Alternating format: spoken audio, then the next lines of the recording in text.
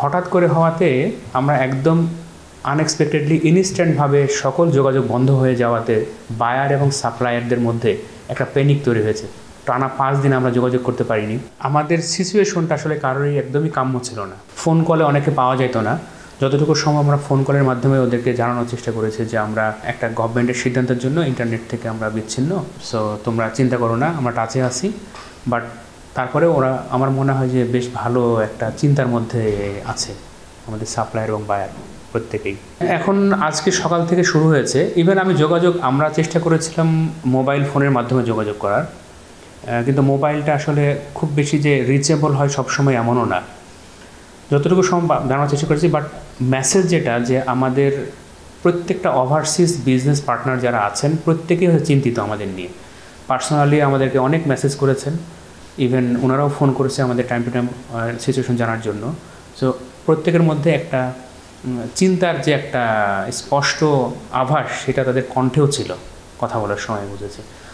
আজকে সকাল থেকে যোগাযোগ শুরু করেছে অফিসিয়ালি, হয়তো বা আগামী 1 সপ্তাহের মধ্যেই আমরা বিজনেসটাকে একটা স্বাভাবিক পর্যায়ে নিয়ে আসতে পারবো।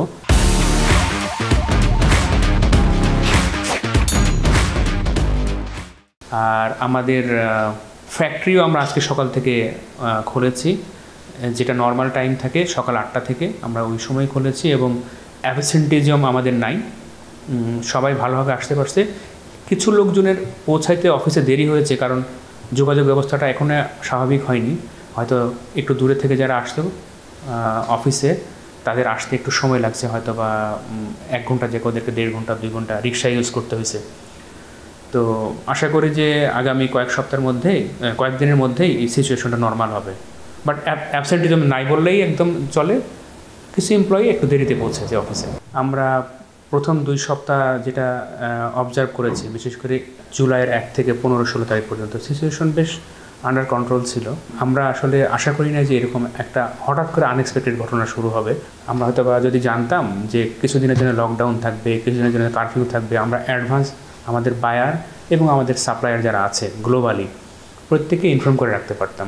আমরা তো প্রায় 300 দিন মতো কর্মদিবস পাই একটা বছরে। তো 300 দিনের মধ্যে বাংলাদেশ গভর্নমেন্টের যেমন একটা টার্গেট আছে, আমরা এবার 50 বিলিয়নে পৌঁছাইতে চাই। আমাদের কোম্পানিরও একটা টার্গেট থাকে যে এই বছরে আমরা যেমন আমরা 300 মিলিয়নে পৌঁছাইতে চাই, আমাদের এই বছরের টার্গেট। 4 দিনে আমরা সেই প্রোডাকশন তো কম হবে, এটা স্বাভাবিক। আমরা 300 কর্মদিবস থেকে একটা বছরে 4 দিন আমরা পাইনি।